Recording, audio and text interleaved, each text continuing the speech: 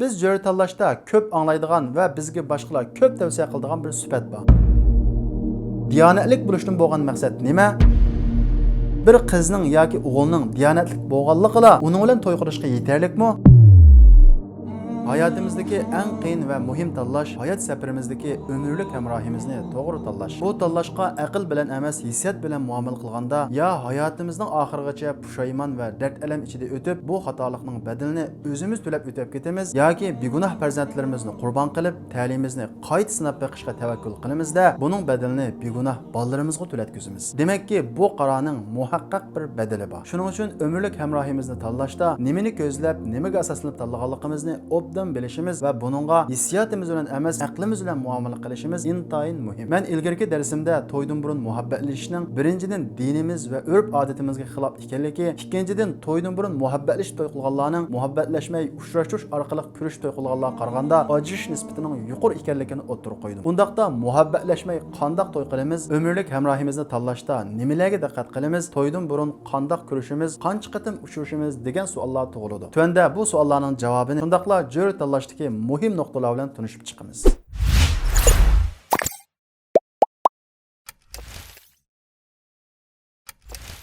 Bizning almisaqdan davomlashib kelgan islom prinsipiga 100% uyg'un bo'lgan turmush qurish an'anamiz bor. Masalan, bir yigit bir qiz bilan uylanmoqchi bo'lsa yoki qizga bir yigit elchi bo'lsa, uni yiroqdan boshqalar orqali surishtiradi. Uning yurish turishi, axloqini biladi. Bu to'ydan burungi birinchi bosqich bo'lgan qarshi tarafni bilish va tunish bosqichi. Amaliyotda aqlimizdan o'ylab boqadigan bo'lsak, bir yigit qizni yoki qiz yigitni to'g'ri shaklda bilishi uchun uning bilan bevosita muhabbatlashib emas, uni biladigan kishilardan surishtirish orqali ularning guvohlik orqali tunugan vaqtimizda u qizni yoki yigitni to'g'ri shaklda haqiqiy mohiyati bilan bo'ladigan va bo'lmaydigan taraflarini tang ko'ra olamiz. Undan keyin har ikki taraf o'zi rozi bo'lgan holda turmushga kirsa, bu turmushning mag'lub bo'lish nisbati tuvan bo'ladi. Yigit atrofidagilardan surishtirib to'y qilishni qaror qilgan vaqtida qiz xoli qolmagan ahvol ostida cho'nglarning ruxsati bilan bu ikkisi kurashadi. Kurashgan vaqtida yigit qizning chiroyiga obdan qaraydi va uning bilan turmush nishonlari haqida paranglashadi. Mana bu bizning diniy ham milliy turmush qurish an'anamiz. Bizning ota-bobolarimiz,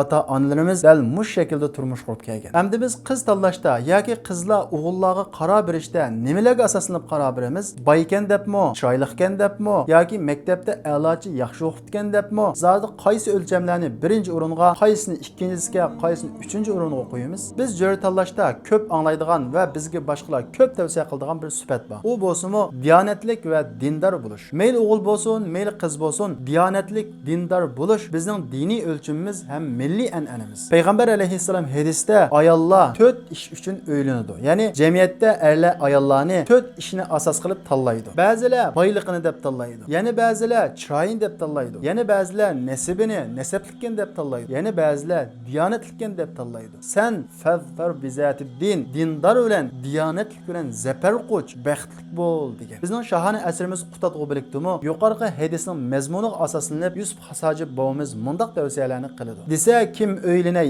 ey erlar beshi. Alar shu 4 xilidan birini u kishi. Biri boy xotinni almoq istar, u birisi chiroylik uchun ko'z tikar. Yana birisi isil nasablik tilar, ulug'liq etiga quvonib yurar. Birisi istar nafs taqvodorni, uni topsa bag'la anga korini. Demak, diyonatlik bo'lish bizning diniy o'lchimimiz, shundaqla milliy an'anamiz. Undaqda diyonatlik bo'lishdan bo'lgan maqsad nima? Bir qizning yoki o'g'ilning diyonatlik bo'lganligila uning bilan to'y qilishga yetarlikmi? Undaq emas. Diyonatlik bo'lishdan bo'lgan maqsad haromdan o'zini tortadigan, islomning, Allohning ko'rsatmasiga amal qiladigan va diyonatning mevasi bo'lgan axloq va iffat bilan zinnatlangan bo'lishni ko'rsatadi. Diyonatlik, dindor bo'lish faqat qizlarga qo'yilgan o'lcham emas, o'xshash o'g'illarga qo'yilgan o'lcham. Payg'ambar alayhissalom hadisda sizlarning qizinglarga, diniga va axloqiga rozi bo'ladigan birasi elchi bo'lib kelsa, uningga qizinglarni beringlar degan. Demak, diyonat va dindorlik turmushning asosi. Shuning uchun bu turmushning ikki tarafı bo'lgan o'g'il va qiz har ikki tarafga qo'yilgan o'lcham. Nima uchun dindorlikni turmushning asosi va birinchi sharti qilamiz? Chunki dindorlikning vaqti o'tmaydi, ko'nirmaydi. Uningdan boshqa chiroy, mol, nasab hammasining vaqti o'tadi. Shuning uchun bizning dinimiz turmushni vaqti o'tmaydigan diyonat ustiga qurishga buyurgan. Nikohning vaqti o'tmaydigan, ko'nirmaydigan diyonat ustiga qurilishi turmushning hayotimizning oxirigacha baxtli, xushal o'tishining kapolati. Ammo diyonatlik bo'lishning o'zila yetarlikmi? Ya'ni bir qiz diyonatli bo'lsa o'ylanadi yoki yigit diyonatlik bo'lsa uningga yotliq bo'lamsizlar? Undaq emas. Chunki diyonatlik bo'lish turmushning birinchi sharti, ammo biridan bir sharti emas. Turmush diyonatning ustiga qurilgandan keyin shu turmushni tutib turadigan boshqa omillarga ehtiyojliq bo'ladi. Shunga diyonatni asos qilish bilan birga uningdan boshqa taraflarini ham e'tiborga olamiz. Masalan, diyonatni asos qilib bo'lgandan keyin biz e'tiborga olishga tegishli bo'lgan omillarning birinchisi to'y qilmoqchi bo'lgan o'g'il qizlarning turmushda o'rtoq nishonga ega bo'lishi. Turmush bir hayot safari. Er ayollar bu safarda bir avtobusga chiqqan yo'lovchiga o'xshaydi. Agar bu ikki yo'lovchining manzili boradigan nishon o'xshamasa, kunlarning birida birisi bu avtobusdan tushib qolishi mumkin. Shunga o'rtoq g'oya,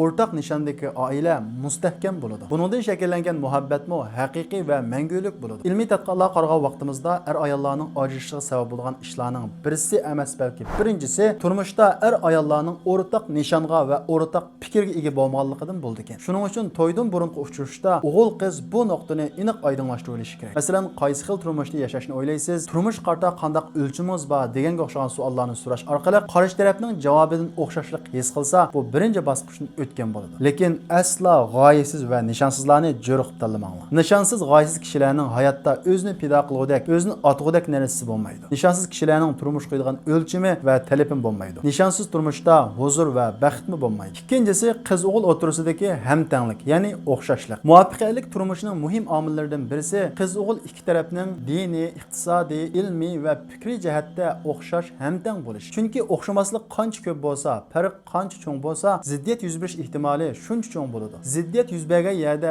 ulfat bo'lmaydi. Ulfat bo'lmagan yerda huzur bo'lmaydi. Bu yerdagi o'xshash bo'lish, hamtang bo'lish degandan bo'lgan maqsad hargizmi har ikki taraf diniy, iqtisodiy, fikriy jihatda 100% birdek bo'lishi deganlik emas. Balki farqlar yaqin bo'lishi, o'xshamaslik oz bo'lishi deganlik. Chunki farqlar qancha yaqin bo'lsa, o'xshamaslik qancha oz bo'lsa, ziddiyat shuncha oz bo'ladi, turmush xushal o'tadi. Oysha onamiz naql qilgan hadisda payg'ambar alayhissalom taxayyaru linutfikum va ankihul akfi'a deydi. Ya'ni farzandlaringlarni tanlab o'ylanglar va hamtang kishilar bilan o'ylanglar deydi. Uchinchisi, qiz o'g'illarning mijoz xulqining moslashishi. Turmushda qiz o'g'illarning mijoz xulqining birdek bo'lishi muhim emas, balki mijoz xulqining moslashishi muhim. Masalan, sapra ochiq yomon yigitlar ig'irbasi qizlarni tanlasa, yaxshi moslashib ketalaydi. Agar ochiq yomon sapra yigit o'ziga o'xshash mijozlik sapra ochiq yomon qiz bilan bir uy kelib qolsa, bu uyda